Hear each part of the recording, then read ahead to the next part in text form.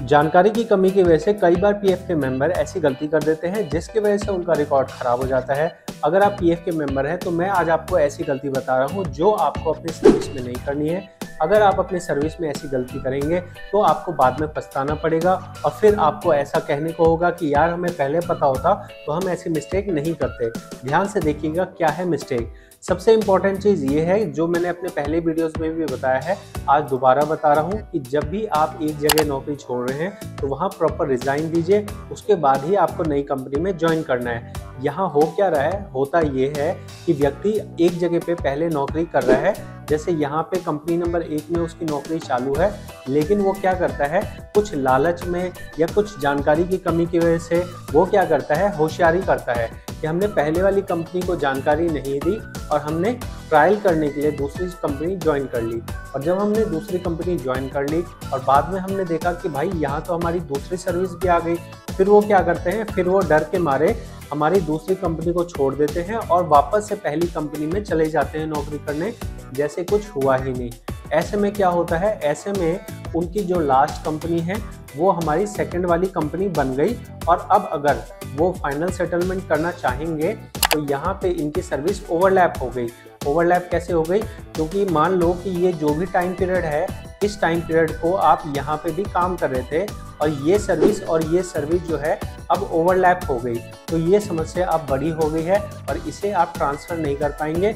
और ना ही अगर आपको फाइनल सेटलमेंट करना होगा इस वाली आईडी का तो आप फाइनल सेटलमेंट भी नहीं कर पाएंगे। तो ऐसे में अब आपको क्या करना है, ऐसे में ये करना है कि फ़िलहाल आप यही कर सकते हो कि जितना भी आपका बैलेंस है इसमें से एडवांस के तौर पे आप निकालते रहिए।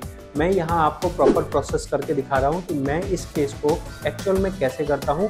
अगर आपका ऐसा केस हो जाए या आपके किसी जानने वाले का ऐसा केस अटक जाए तो आपको यही करना है। अगर लास्ट आईडी ऐसी आ गई है जिसमें आपने सर्विस नहीं की है, पैसा आपका अभी इससे पहले वाली आईडी में जमा हो रहा है, अगर तो उसमें नॉट अवेलेबल है तो आप उसमें फॉर्म 31 भर के एडवांस निकाल सकते हो।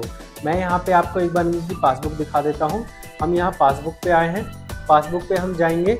पासबुक पे हमें कौन सी पासबुक देखनी है, जिस आईडी में हमने अभी हमारी सर्विस चल रही है, तो ये आईडी आप देखेंगे तो जुलाई 2023 की आईडी है। यहाँ पे हमारे पास 25,600 रुपये निकालने के लिए है। हम 25,600 रुपये अप्लाई करेंगे।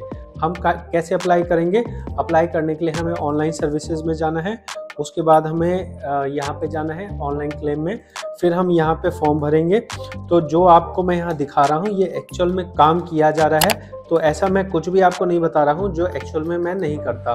तो यहाँ पे हम क्या कर रहे हैं, ये हमने वेरीफाई कर दिया।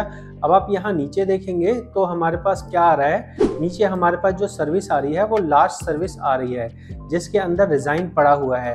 तो ये एक मुसीबत वाली बात है कि भाई रिज़ाइन पड़ा हुआ है, तो अगर हम यहाँ पे अगर अप्लाई करना चाहेंगे तो हमें 1910 से भी आएगा, तो हमें 1910 के लिए अप्लाई नहीं करना है, हमें तो एडवांस के लिए अप्लाई करना है। तो हम यहाँ देखो वेरीफाई कर रहे हैं। अगर मान लो किसी को नहीं पता होगा तो वो तो डर ही जाएगा ना। तो ऐसे में ये समझ के चलिए कि ये जो चैनल है ये बहुत ही प्रैक्टिकल जानकारियाँ देता है और इसलिए आपको इसे सब्सक्राइब करके रख लेना है ताकि भविष्य में भी अगर आपको पीएफ की कोई भी दिक्कत होती है तो आपके पास एक चैनल सपोर्ट का रहेगा जहां आपकी परेशानियां आपको आसानी से देखने को मिल जाएगी। यहां हम प्रोसीड कर रहे हैं। प्रोसीड करने के बाद आप यहां देख सकते हैं कि यहां पे हमारे 1910 वाले ऑप्शन आ रहे हैं। हमें 1910 वाला ऑप्शन सेलेक्ट नहीं करना है, हमें पीएफ एडवांस वाला ऑप्शन सेलेक्ट करना है।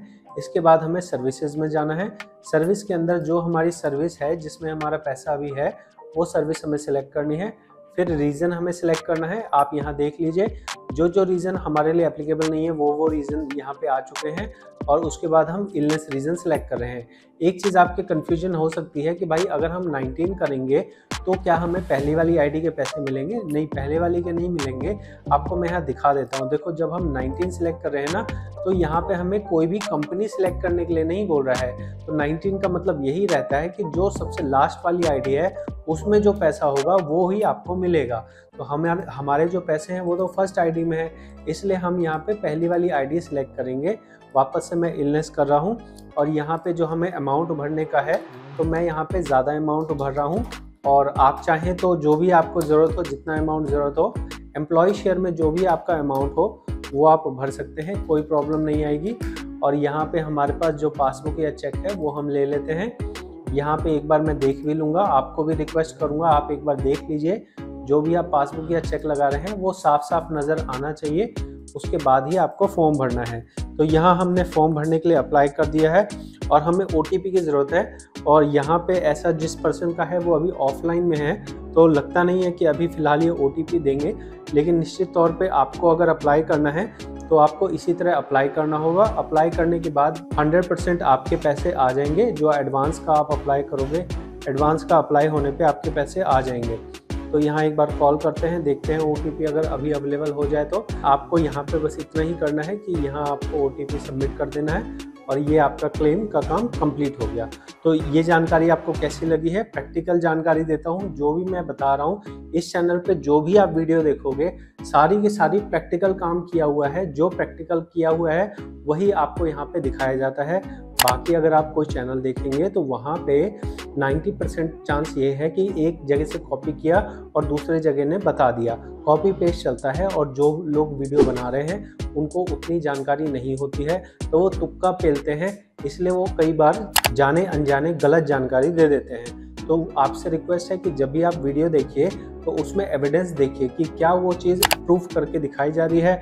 अगर कोई चीज़ प्रूफ करके नहीं दिखाई जा रही है तो आपको उस वीडियो को नहीं मानना है। मिलते हैं आपसे अगली वीडियो में। बहुत बहुत धन्यवाद।